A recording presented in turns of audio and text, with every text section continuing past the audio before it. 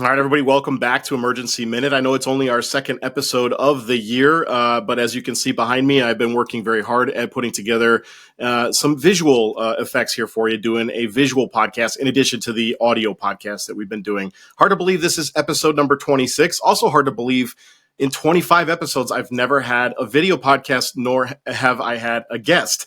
And today I have both.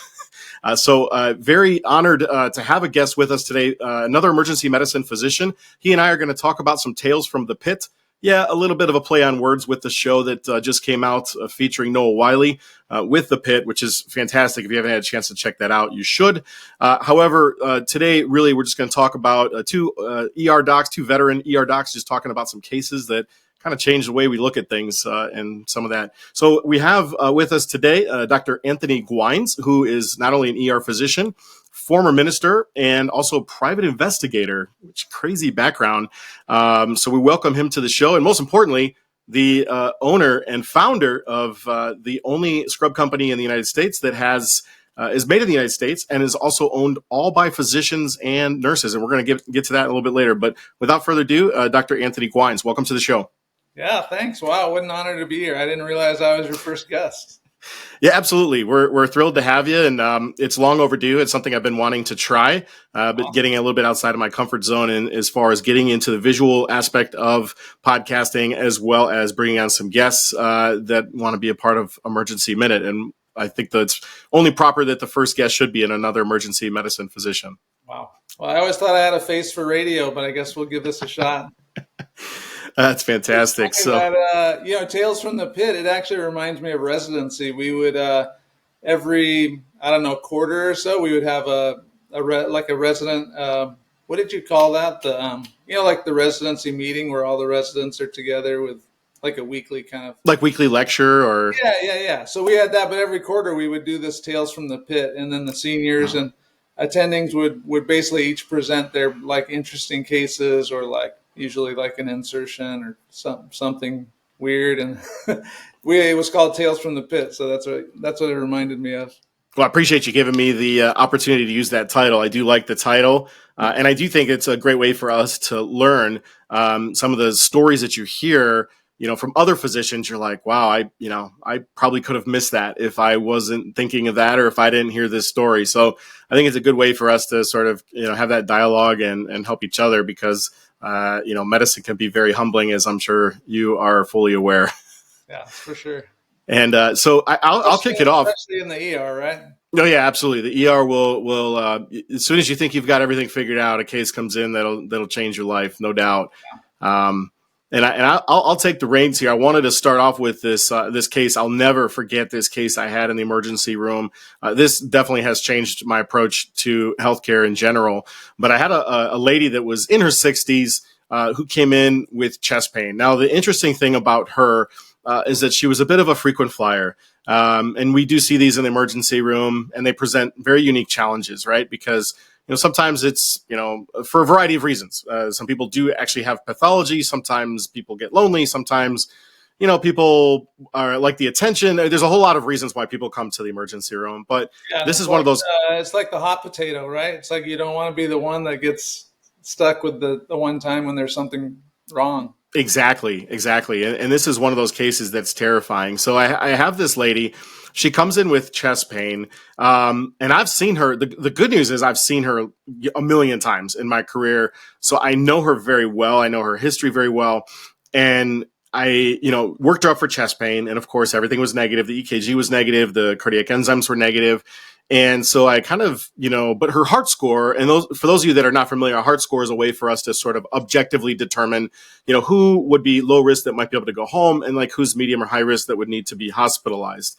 And, her heart score was definitely positive. Like she should have been admitted to the hospital. So I called the hospitalist, who, by the way, is phenomenal, a fantastic hospitalist. I don't want this to sound like I'm being negative towards him. Yeah. And he was like, oh my gosh, she's here all the time. I really don't want to admit her, and so we're kind of going round and round. So long story short, I get a second set of cardiac enzymes, and those are still negative, but she's still having pain. And the key for me, and I think the whole crux of this case is the clinical gestalt, and you can never, for those of you that are not familiar with gestalt, it's sort of it's a fancy word for, your gut feeling. Yeah, And good feeling for sure. yeah, exactly. And I've seen this lady before. I know her, It's really like it's more than a gut feeling. It's like it's the accumulation of years of experience and those patients that have stuck with you, and it's like a collection of all that sort of experience and learning that is just sort of like a general kind of gut feeling, right? Yeah, no, exactly. And you have to learn to listen to that. I always tell my younger, like my med students and interns, like you have to learn to listen to that, because this lady, I know her, and she's, she was like, this is not normal for me. This is not my normal chest pain that you usually see me for. And so it was interesting. So I called back to the hospitalist, and he's like, again, I don't want to admit her. Call the cardiologist. I called the cardiologist. He actually came to see her in the emergency room, which, kudos to that. And he did a stat bedside echo, knowing that the hospitalist really didn't want to admit her. Echo is completely normal. So now I have 2 sets of cardiac enzymes. I have an echocardiogram. And then I'm like, well, what else? Could I be missing something? Am I missing something? So I do a CT of her chest, looking for like PE, a blood clot, pulmonary embolism. Had you done an X-ray already, or yeah. X-rays, labs, everything else was normal. So we do the CT angiogram. That's negative. I'm on my 3rd enzyme, and it's still negative. So I have 3 negative enzymes, negative CTA, negative echo. Yeah, and so we're coming up on. There's no reason not to discharge her at this point. Exactly. Right? Which is the whole terrifying thing. So we're getting up on discharge, or on a shift change. It's coming up on 7 p.m. And I know that the hospitalists switch at 7 p.m. as well. And I know that the guy that's coming in, there's not a chance in where that he's going to deny this admission if I call him shortly after 7 o'clock. This lady's got extensive disease, everything else. So I signed out to my partner. I said, listen, please admit this lady after 7 o'clock. At this point, it was almost 7 o'clock. And, I went home for my shift. Well, lo and behold, that lady that was still in the emergency room, he called and got her admitted, which was great. And while she was in the emergency room, she ended up having ST elevation, ended up having an MI. She ended up having a heart attack, for those that aren't familiar with that medical term. And she had cardiac arrest in the emergency room that night around 8 o'clock. She would have been home probably. Yeah. Alone. Yeah, and unfortunately, she did pass away, unfortunately. Wow. But I remember coming in the next day, and that hospitalist came up to me and was like, I will never in my career doubt you or turn away an admission from you, because I kept telling him, like, my gut feeling, this is my gestalt, like, this lady needs to be admitted.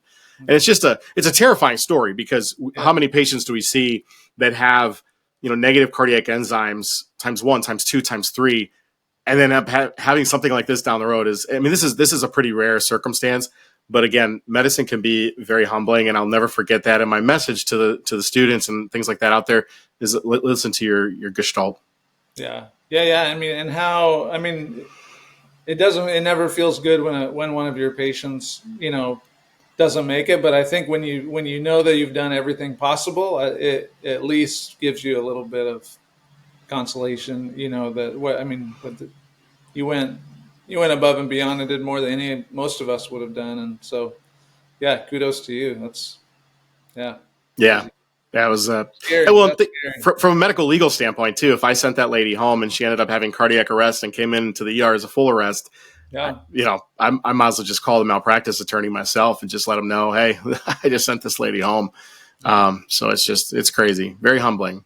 Do you have any cases that you wanted to share? Yeah, for sure. So I have a few in mind. So I guess I'll let you pick. I've got something personal, something off duty, and something that's a little bit funny, a little bit scary. Let's start with the funny, scary one, but I'm curious to see this off duty one. Okay.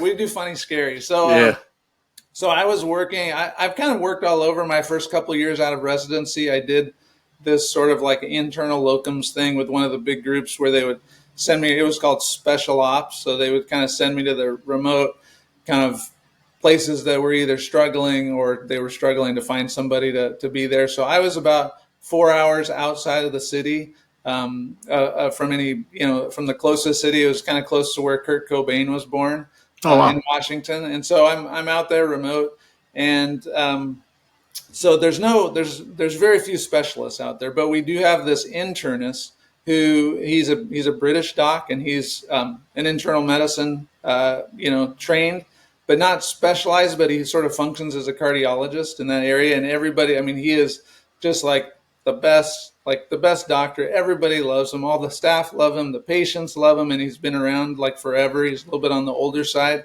and just everybody loves him. And so I'm in the ED at night, and so I'm the only doc there. It's single coverage, and just this place is like super busy, like 7 to 8 ambulances an hour, in the evening as single coverage, remote. And so just like a wild place. But so he comes in on his own. He comes in with his wife, and he tells me, and he's there as a patient. And so he tells me that he has a history of AFib, which I didn't know that. I think no, it was a history of SVT. So he had a history of SVT. I never knew that, but he was in SVT when he got there. And he said, I tried to take care of it myself. I tried to take some diltiazem at home, which I don't know if he was on that normally, but he's like, I took 120 milligrams of Dilt this morning, and still, I've been feeling like I've been in SVT all day, and it's just not getting any better. So I figure I had to come in and get some, now I'm blanking on what we give for SVT, but basically like where we stopped. That's some adenosine, maybe. Yeah. So he came in to get some adenosine, and so I was like, adenosine, it's nothing. You just squirt it in quick, and usually, it resolves. And so we assembled the team.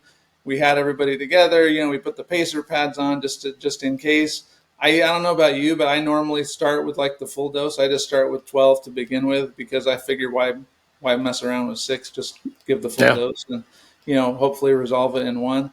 And so, we're all together. We're all kind of gathered around. He's in like one of our main kind of recess rooms, and the team is there. And again, this is like everybody's favorite doctor. I mean, everybody just like loves this guy to death.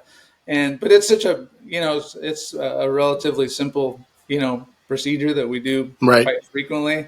And so we pushed the adenosine, and I guess I hadn't fully thought through like maybe what effect the Dilt might be having still or whatever. Because normally, you push adenosine, you'll see like a 3-second or maybe a 5-second pause, and then, it'll just restart in normal sinus, and you're good to go. So, but this time we push the adenosine, we wait, there's a pause, and then there's more pause. Felt like, it must have been like 30 seconds. Probably wasn't that long, but it felt like probably felt like an hour. And nobody wanted to say anything. We were all just like looking around like, shit, like you just killed doctor, like our favorite doctor. What'd you do? And then, finally, we saw that first beat, and then started like slowly, and then, kind of just came back to normal sinus rhythm, and we all kind of breathed a big sigh of relief. And then it was like, oh my God, I thought you killed doctor, so and so. And so, and then when he came back, when he woke up, we kind of told him what happened, and it was kind of a big sort of joke, and it all turned out fine. But it was funny. I can tell you, I've been there before. Yeah, having been there before, where everybody's looking around in the room like, okay, 5 seconds. How long is this pause before it restarts? Right, like it's going to restart, right? It feels like a lifetime. Yeah, that's funny. Wow. That it reminds me of a case that I had once where a patient came in by squad, and I took the squad call. I'm not really sure why. I just happened to take this call, and they're like, "Oh yeah, frequent flyer. Guy's coming in with back pain. I'm sure he wants pain meds or whatever." And I'm just like, whatever. I take the call, I hang up, and then I'm doing my work, and there's other patients in the emergency room. It's pretty busy, and I watch this guy go sailing by on the gurney, and I'm like, "That's the back pain guy." I'm like, something's wrong with that guy. Like, you can just tell, there's like as an ER physician, you can kind of just look at someone and be like, something's wrong. Something's seriously wrong with this person. And it's called the LLS score. Have you heard of that? No, what's that? LLS, it's the looks like shit score. It's either a 0 or a 1. Fair enough. Well, this guy's definitely positive LLS score. Then that's funny. I got to use that I think one. that That's a was good Scott one. Weinhardt's. I think that was Scott Weinhardt's. Okay, I like that. I like that. So yeah, so there was definitely something wrong with this guy. So I just kind of yell over to the nurses. I'm like, hey, hook him up to the monitor. Let's just see what's going on. I'm finishing something else at the time. So they hook him up to the monitor, and I'm able to see like where I'm working, like my workstation. I'm able to see like some things. I'm like working on these patients and like discharging somebody or something.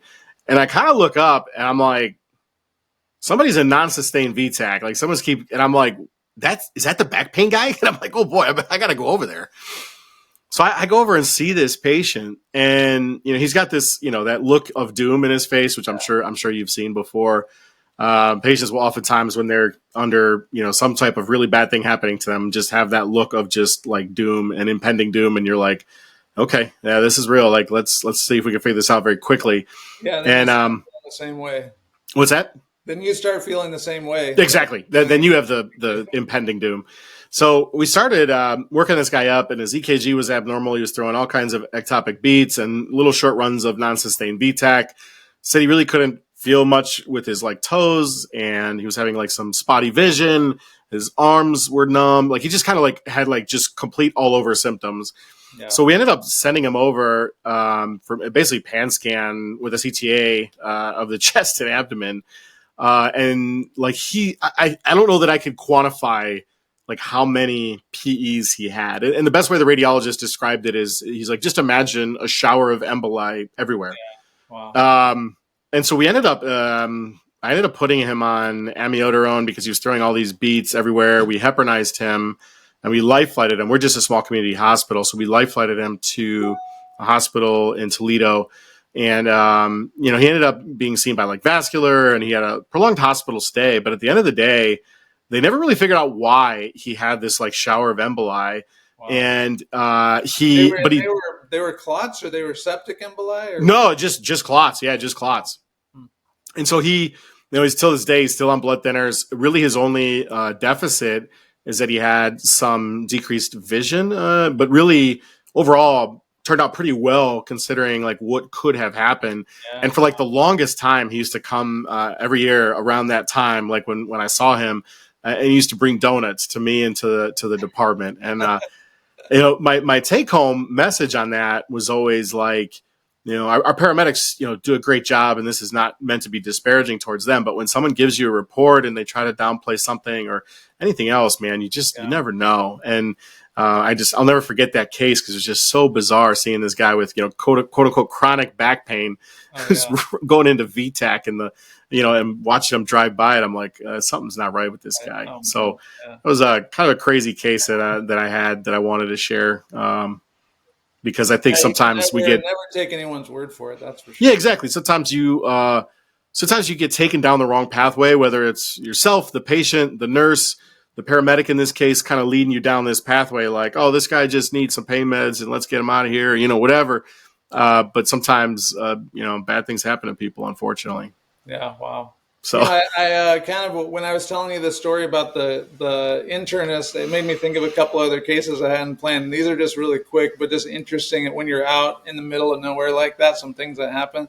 We had one guy who was, I think he was like 95, lived in a trailer park. And again, this is kind of where Kurt Cobain was born. So it's a very remote, just like depressed kind of community, and lots of weird things happen, lots of drugs and crazy things as you can imagine.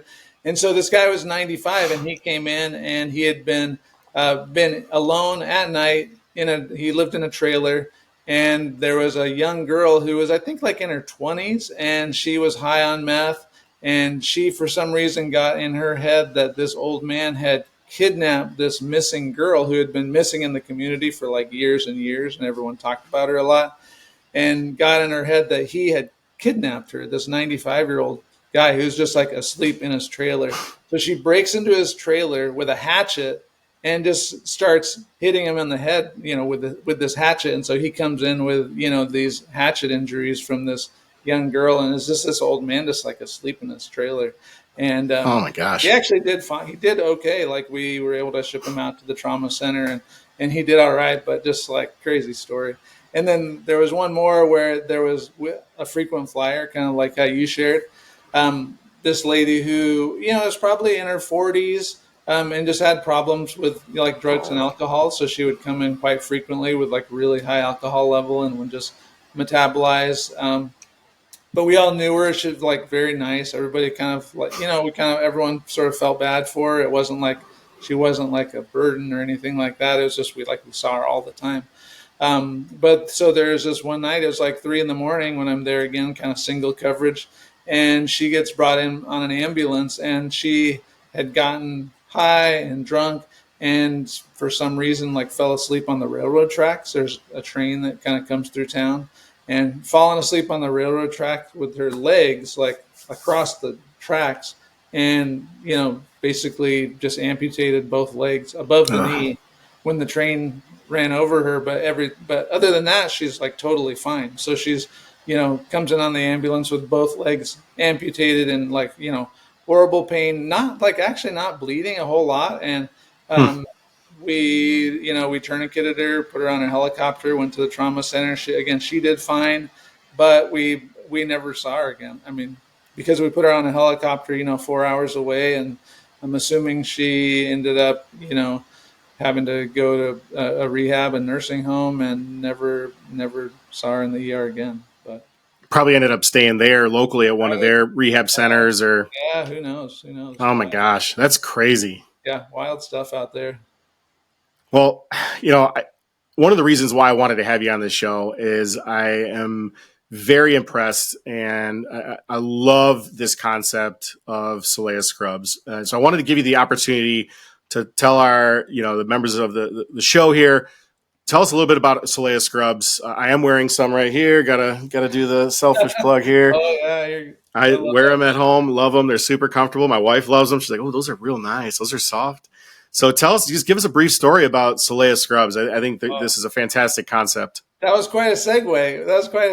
Going from a double amputation to Soleya. That's the ER. That's the ER. Typical ER. Yeah. So Soleya. So I'm a doctor. I'm an ER doctor, but my wife Beth is a nurse. And a couple years ago, she was. We had always just worn kind of whatever, normal kind of scrubs. And she, at the end of COVID, she had been home for 10 years with the kids, because we have 4 kids. And she was basically took the time when I was in med school and residency, and kind of, was managing the household. And so took some time off work. But then a couple years ago, decided that it was time for her to go back to work as a nurse. And so she tried on all the different scrubs from the different scrubs companies, and was just feeling really frustrated and kind of disappointed of she tried this one on and it was too tight. This one just looked weird, and she had just kind of gotten used to wearing comfortable clothes all the time and not having to be stuck in scrubs, and about the same time, during COVID, I had sort of gotten a little bit more interested in men's fashion and looking good and dressing nice, and was just feeling man, why does scrubs look? Why do they just look so bad? So not stylish. And but so as Beth was getting frustrated with all the scrubs, there was one night where she was like, how is it that in 10 years scrubs haven't improved at all? They really haven't changed at all. Figs was the last scrubs brand to really change anything, and they came out 13, 14 years ago, and really no innovation since then. And then she said, she was like, why can't I just wear Viore to work? Viore or Lululemon, just something that's really soft. And right. That's kind of what she had gotten used to wearing, during COVID. And so we got to talking, and we were just thinking well, why can't we wear comfortable, stylish clothes to work? There's no reason why scrubs need to be made of bed sheets and look bad. And so bed sheets, so true. And so so we basically had the idea of take what's been done in kind of the world of performance apparel, athleisure type brands like Viore and Lululemon, and wanted to start a scrubs brand that kind of brought that kind of style and comfort and brought it into the world of scrubs. And so that's how we started Soleya. So. Well, it's such a great story, and I couldn't agree with you more. Anybody who's ever worn scrubs knows that they're all basically trash. We wear them all the time. They feel like sandpaper, and it's one of those things that you don't really think about. But now I think about it all the time because I have Soleya, and I'm wearing it. And it's a game changer. And now I've got some nurses that I work with. They're like, oh, I got to have the Soleya Scrubs on now, and so it's really cool to see. And I think there's definitely that niche of people that are out there like us that, work really hard and want to be comfortable at work. Like, who doesn't want to be comfortable at work? So I think it's a fantastic concept. And, so I'm glad that, my first sort of sponsorship of the show is here today with Soleya Scrubs. And I love the fact, obviously made in the United States, which is huge, but even more so owned 100% by physicians and nurses, which I think, is really cool. I think it's a really cool touch. Yeah. I mean, I think we just, from talking to people and everything, all the different styles and things that we have, it's all been developed like with the people that we work with, and they're trying stuff out and giving us ideas and giving us, feedback on what styles they'd like to see and what colors and what features. And we just, are trying to make something that like all of us wish that we had, basically, So like for me, I would always be annoyed because my pockets, like my cargo pockets, which is where I put my stethoscope, like, it's always like a little bit too low. So your stethoscope is just rubbing on your knee the whole shift. Right. And so we just we put our cargo pockets up a little bit higher, or, like how your pocket like sags when you put your badge clip on it. So we, put a stitch there so that your pocket doesn't sag. And there's so many of these like little things that just like what we do is hard enough, so what can we do in terms of what we're wearing to like just kind of help us be happier and more relaxed. And I mean, first time I've ever worn scrubs, we're in the middle of a shift, I'll either I'll look down and be like, man, these are so soft. It's like they feel so good, or it's like someone like rubbing on my arm or something because it's so soft and comfortable. And it's just like, it's like what we do is hard enough, so it's nice to be able to wear something that like makes us feel good. Yeah, I definitely get that with my shifts now, especially because I moonlighted a couple of different hospitals where people are like, "What are you wearing? That looks nice. That looks good. That looks soft and comfortable." I'm like, "Yeah, it is." So definitely, well, and they look good. I mean, we are able to, because we don't we're not a huge brand, so we're able to take our time developing the styles, and they go through 6-7 rounds of prototypes and having people try them like on shift and tell us what fits good, what doesn't fit good. And so we try to take time to just like really get it perfect, and we want it to look good and feel good. And it's worth the time. They're not the cheapest scrubs in the world. They're probably some of the most expensive, but it's it's worth it. Yeah, I completely agree. And to anybody out there that is interested, we're going to put a link on the show itself here. And you can use the discount code DrJParente 20 and get yourself 20% off. And I feel like Soleya is constantly giving away, free, discounts and things like that every time. Since I've bought a few sets myself, of course, I do get a lot of emails, like an opportunity, like, hey, if you leave us a review, or, there's different ways that you can even knock that price down a little bit more. So I definitely encourage the listeners to give it a try. I don't think you're going to be disappointed. In fact, all the nurses that have bought the scrubs already have told me that they love it, and they're going to have I think we ruined them, because now they're going to have a hard time going back to the other paper, the sandpaper scrubs. So every time what happens is we have a new customer. They'll buy one because they've heard about it from a friend or saw an ad or something, and then about without fail, it's like about 2 weeks later we'll get another order for like 3 or 4 sets, because it's like once they feel it, it's like, or it's maybe like after 4 weeks where they're tired of washing it, like after every shift, because they want to rewear it every shift instead of their other scrubs. And so they kind of break down and buy more. And it's what we see. And it's encouraging for us to know that people love it. So. Well, good. Yeah, I definitely want to encourage the listeners to support a locally owned company that's, new to the ball game and owned 100% by healthcare professionals. I think that is, crucial. So I'm glad to obviously have you here on the show. I did want to talk about a couple more cases here before we wrap things up. I wanted to talk about just sort of an ironic case more than anything. And I always talk to my residents and my medical students about the fear and the danger of crying wolf. Right? We've all heard that story since we were 5 years old. And I had a lady that used to come to see us all the time, probably about 3 days a week, and she was very nice, very pleasant. And she had this like migraine headache, and she'd come in, like I said, 3 days a week, and she had like sort of a standing order. I think she was getting like Stadol and Phenergan or something, like some weird narcotic thing that was used 100 years ago that we hardly ever use nowadays.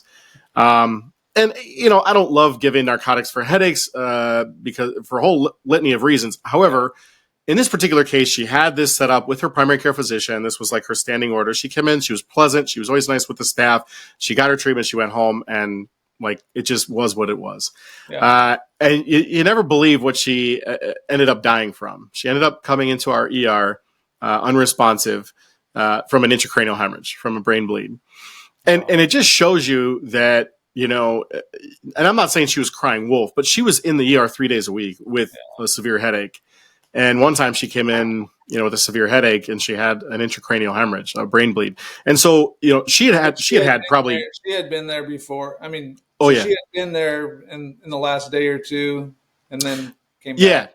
Yeah, she would come back, and she probably had, without exaggeration, 50 CAT scans, of her brain that were all negative until the final one, which was positive, of course. So, I use this story to teach the students and the residents that, like, look, there's a reason why ESI levels exist for nurses. We if someone comes in with chest pain or headache or any other complaint, really, you have to approach it as if this is the first time you've ever seen them. And it's hard because when you get someone that's come to the ER multiple times for the same complaint, it's kind of easy to get down that road where you're like, oh, it's just, this is just, Bobby or whoever, and they're just here with their normal chest pain or whatever. So this case always resonates with me because, obviously, even though she came in 1,000 times for her headache, that was the thing that ultimately led to her demise. So, yeah, man, you've got no shortage of scary cases. I know, right? These will terrify you, keep you up at night as another ER physician. But good cases to learn from. Yeah. I want to hear about this case of you off duty. I want to hear this one. Oh, off duty. Okay. All right. Well, so it's really interesting to me. So like when I think back, I don't think I've been doing this quite as long as you because I had like a career change. But when I think back about the patients that had sort of the biggest impact on me, other than one of my own kids, that's the personal one. But when I think back about the patient that had the biggest impact on me, it's ironic that it was a patient that was when I wasn't even working. I was off shift. And so what happened is this was back when I was working for that big corporate group, and I was out in a remote location, different than the Kurt Cobain spot. It was right around Christmas. I remember it was so I'm in this like neighborhood poker group. And so the reason I can remember when this was is because it was our last poker party before Christmas. And so this was before the pandemic. It was our last poker party before Christmas. And so I had finished my shift. It was like a 12-hour shift, a couple hours outside of the city. And I was on my way from my shift to my poker party. And so I'm driving on the freeway. I was probably 40 minutes from, I live in Seattle, so it's about 40 minutes out of the city. And as I'm driving on the freeway, kind of normal traffic, and then it slowed down kind of a little bit, but this is in the afternoon, like a not quite rush hour, but like maybe a little bit after rush hour, I think. But traffic started to slow down a little bit, but like kind of right in front of me, it slowed down. But there was nothing really happening. It was just kind of slowed down. And so as I'm driving, I'm in the fast lane, and I look over and I see a motorcycle that's just like down on its side on the shoulder of the freeway. But other than that, like everything's normal. It's just traffic slowed down a bit. I saw this motorcycle lying down, and I just I thought, I should probably pull over and just like make sure that everybody's okay because, who knows what. So I just pulled over on the shoulder. By the time I pulled over, I was like maybe a couple blocks down the freeway, And I get out and I start kind of walking back towards where the motorcycle was. And on the freeway here, there was like a really big median, like maybe like 30 feet between the other side of the freeway and our side. And then it's all like, so it was like our freeway was up here, the opposing was down here. And so then there was this like grass median that was like a hill going down.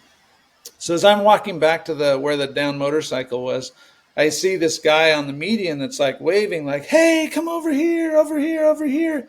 And so then I'm like, "Oh shit! Like what? Like something happened, you know?" And so I start running towards this guy, and then by the time I get there, the person who had been on the motorcycle was laying. He was down on the median on his back, kind of laying sideways, like sort of cattywampus down the median, but his head is like down like this. And the guy that had been waving was down at his head and just basically like holding his head, you know, stable like this. And um, the guy is like barely breathing.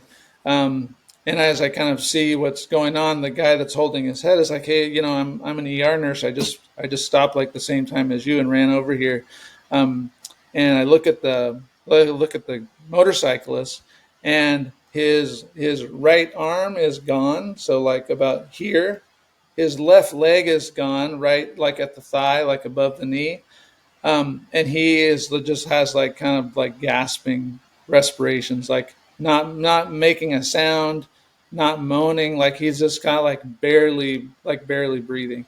And this nurse is like, the nurse was there first, I was there second.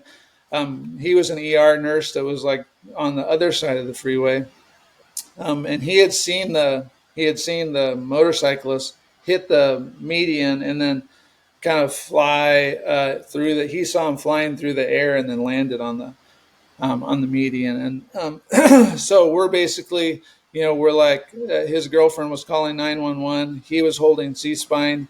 We were trying to just decide, like, what do we do?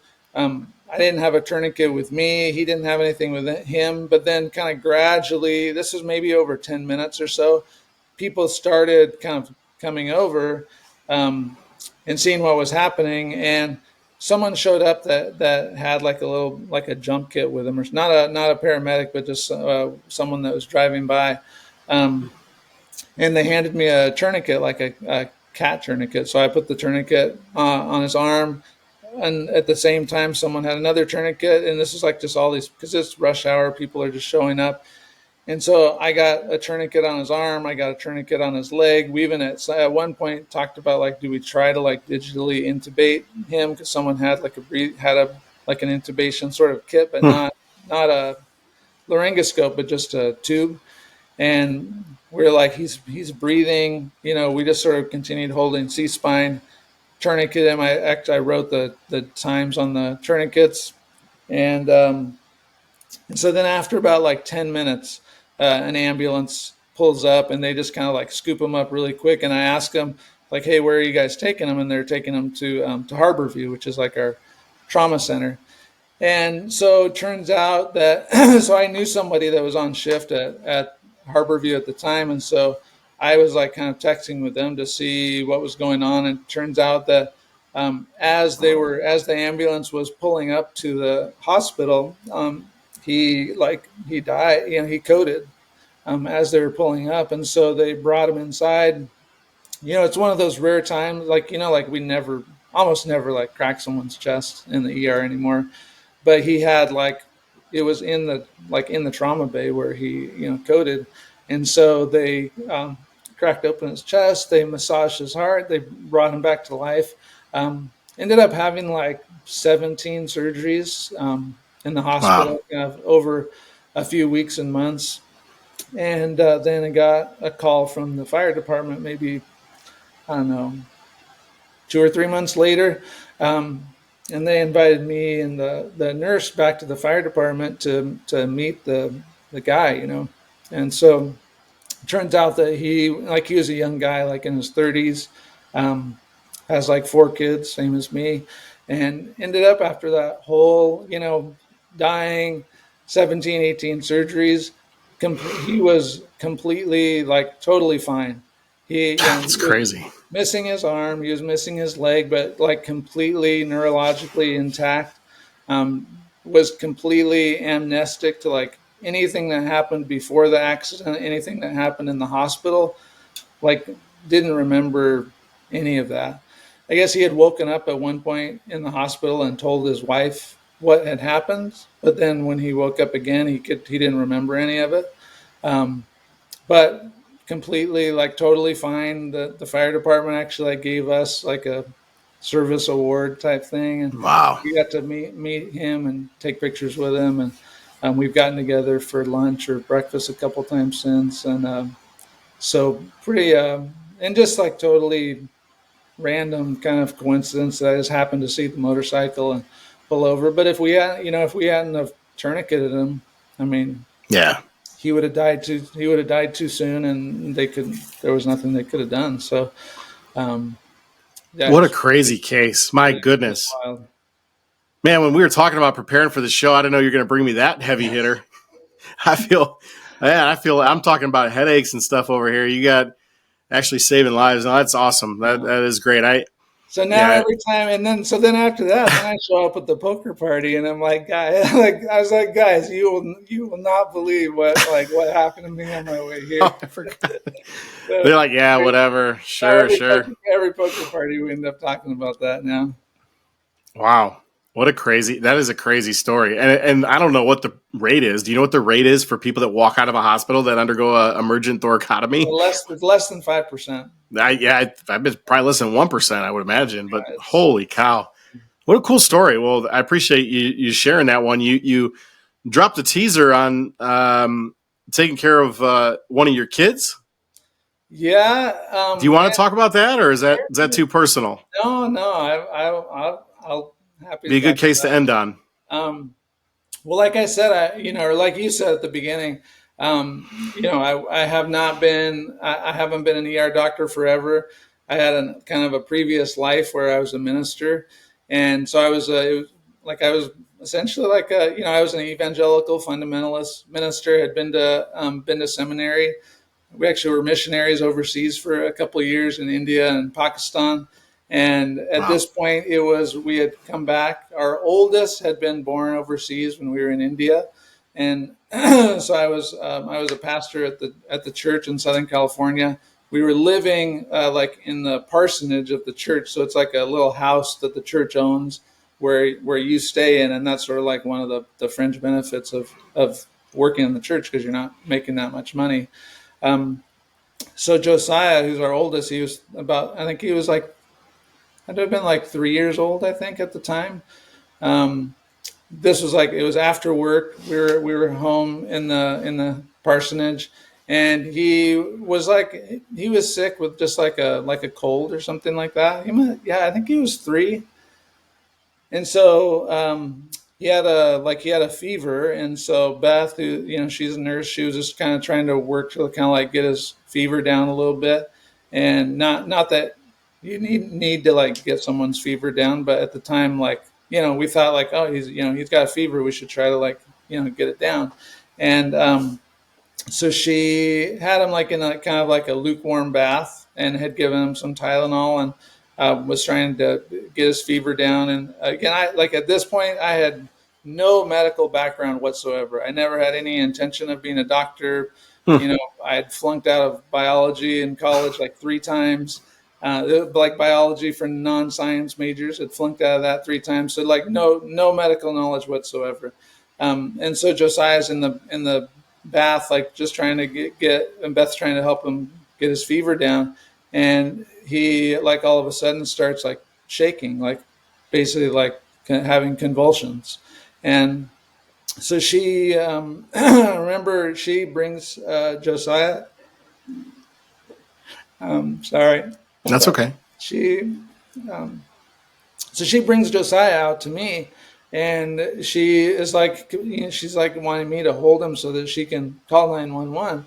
And so she gives him to me, and I'm holding Josiah, and she's calling 911 and kind of telling them what's happening. I have no clue what's happening. Like I just know that Right. he's like convulsing. At this point, like I'm holding him, and he stopped breathing, And so like his lips are turning blue. I think that he's dying.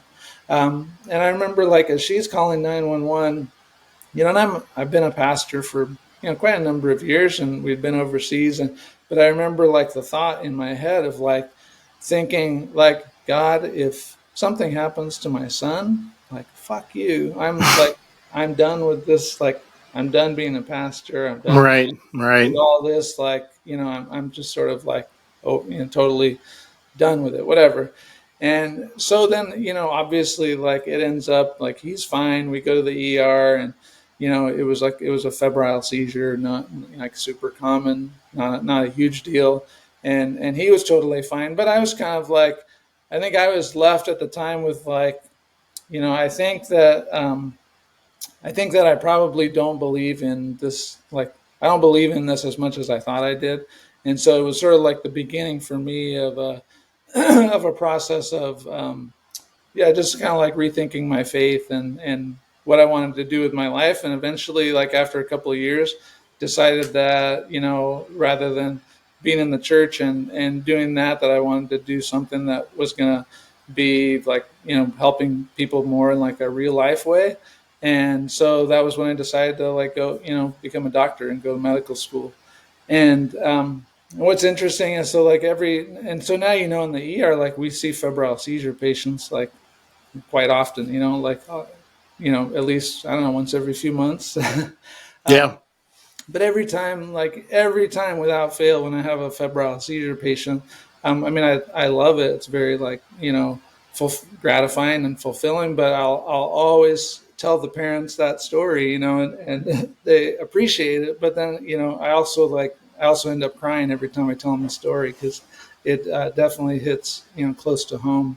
But Yeah. it's actually Wow. been really good because it's something we see a lot, and it had a big impact on me, and it's nice to be able to like help families that are kind of like in that same situation, so there you go. Wow. Man, I did not see this coming on the back end of the show here. That is what an amazing story that is, and kind of propelling you into your career as an emergency medicine physician. And I, kudos to you because we kind of fall guilty in the ER. I mean, we have to build some walls, right? We have to build some level of separation between ourselves and the patients. And so we don't care too much. We still care, of course, a lot, but you can't like take this type of stuff home with you. So I feel like with febrile seizures, you're kind of like, yeah, it's just a febrile seizure. Your kid will be fine. Like, here's your Tylenol, that kind of stuff. But having gone through something like that with your own child and seeing the change in the color of their lips and going through that is definitely gives you a whole new perspective. I tell my kids all the time, like, we talk about perspective a lot, and I'm like, you guys want perspective? Just come into the hospital for one day with me, and you will gain a whole new appreciation for the life that you have. And tomorrow's never promised. So, wow, what an incredible story, and obviously catapulted you down this pathway that you're on now. Yeah, I So think very cool. I think what we do, it's not easy, but I think it's got to be one of the most uh, you know it's one of the most fulfilling professions I think somebody could have. And so I think we're, even though it's hard, I think we're both pretty lucky. Yeah, and I think if nothing else, we are in a very unique position in healthcare where we impact so many people's lives on a day-to-day basis. And yes, mostly positive, but there's plenty of negative too. And giving bad news and things like that never gets any easier. But just having that ability, like you said, it's sort of an honor to be able to take care of patients and have have that impact on their lives. In the emergency room, it's Yeah. definitely can be very sobering, can be very humbling at times. But Yeah, and it's really cool. I mean, this is just like I really appreciate being able to talk to you about this because it's nice. Like, I don't know about you, but like it's what we do is really hard, and so I think a lot of times I tend to just feel more just kind of tired of what we do, and it's a good reminder of like the impact that we have, the impact that it has on us, and um, just really like it's really refreshing to be able to talk to you and be able to like hear your stories and like share some stuff that's happened to me. And I think it'd be good for all of us to be able to do that more often. Yeah, I think talking about these things, sometimes it's hard. You don't want to talk about it at the end of your day because you don't want to necessarily relive everything when I come home and talk to my wife. Who are you gonna talk about it to? Yeah, exactly. And so, obviously, bourbon at the end of the night can only do so much. And I think this is a good, healthy outlet as far as being able to have a conversation with another ER physician. So, I'm very grateful that you shared those stories. Those are powerful stories. So I appreciate you. This has been great for first guest on the show. This is some powerful stuff, man. Next couple of guests are going to have some big shoes to fill. So I do appreciate your time. No, thank you. Where can people go to find the Soleya Scrubs to put an order in? Yeah, absolutely. So our website would be the easiest. So soleyascrubs.com. If you could, reverse that, soleyascrubs.com. Or you can find us on Instagram. We've got tons of cool stuff on there. We're on, TikTok, Facebook, YouTube, at Soleya Scrubs. So if you Google us, we'll pop up. Well, that sounds great. Well, I can't thank you enough. Encourage people to use the code. Getting 20% off is it's the best deal you're going to find. So definitely use that. So I'm sure you're going to post that code in the comments or something like that. Yeah, so be sure, guys, to go check out Soleya Scrubs and check them and follow them on social media. They have a lot of fun content on social media. You might even see my face here and there. Not as fun as yours, but yeah. Well, yeah. Don't forget to follow DrJParente too. That's always fun too. We always have a good time at that. I do have some upcoming shows that I'm very excited about. I have a conversation with one of my other colleagues about CPR and DNR. Because there's a lot of misunderstanding about that. I do have a very special guest coming up in 2 weeks from now, Dr. Glaucom Flecken, who many of you know from social media. So I'm super excited to sit down with him for a half an hour and talk about how broken the healthcare system is, specifically insurance companies, and a lot of that happening in Washington right now. So we're going to kind of touch a little bit on that, but I wanted to thank he's a funny guy. He is. He's great, and he's actually doing stand-up comedy now. So I'm curious to see what show he's got going on, and we'll be happy to promote that too. So that's awesome. Well, thank you, Dr. Guynes, for joining us today. I like to always end my show with the same phrase that I learned in residency, and it's just something that's always helped me feel better about the world. And peace, love, and happiness to everyone out there. Cheers, everyone. Cheers.